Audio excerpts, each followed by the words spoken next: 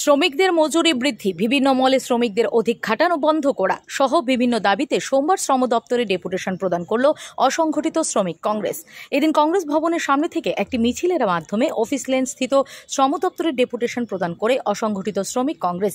মিছিলের নেতৃত্ব দিয়েছিলেন সংগঠনের চেয়ারম্যান শান্তনু পাল। তিনি বলেন, বর্তমানে শ্রমিকরা অনেক দুরবস্থায় আছে, তাদের জন্য কিছুই করছে না রাজ্য সরকার। আজকে আমাদের গণ ডেপুটেশন শ্রমিক সংগঠনের পক্ষ থেকে all Tripura unorganise worker Congress শ্রমিক সংগঠন, আমি শান্তনু পাল, চেয়ারম্যান। আমরা বিগত দিনেও আমরা সেই শ্রম দপ্তরে ডেপুটেশন দিয়েছিলাম, কিন্তু তারা আমাদের আগে ডেপুটেশনের পরও আমাদের কোনো কিছু তারা করেনি। আজকে আমরা ডেপুটেশন দিচ্ছি আবার, এবং আমরা এই ডেপুটেশনের মাধ্যমে ধর্ণা দেওয়ারও ওদেরকে প্রতিনিধি দেবো।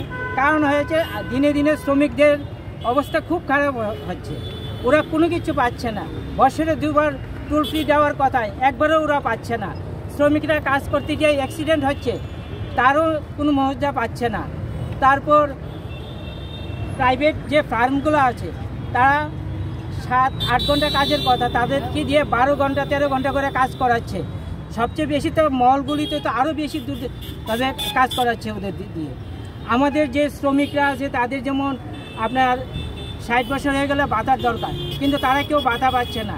তাদের ভাতার জন্য গেলে মণ্ডলে গেলে তারা কয় ইয়েতে আসে পঞ্চায়েতে যেতে হবে, মিউনিসিপ্যালিটিতে যেতে হবে। মিউনিসিপ্যালিটিতে গেলে বলে মণ্ডল থেকে সই করে আনতে হবে। তারপরে তারা না মিউনিসিপ্যালিটিতে গিয়ে পাচ্ছে, না মণ্ডল থেকে তাদের সই করাচ্ছে। তারা কোনো কিছু পাচ্ছে না, তারা সব কিছুতেই তারা বঞ্চিত।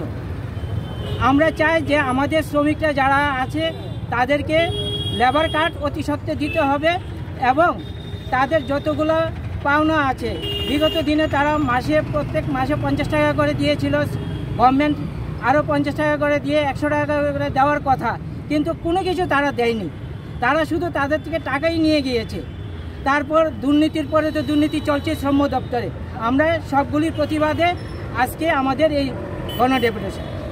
Bureau report, S Bharat live 24 hours.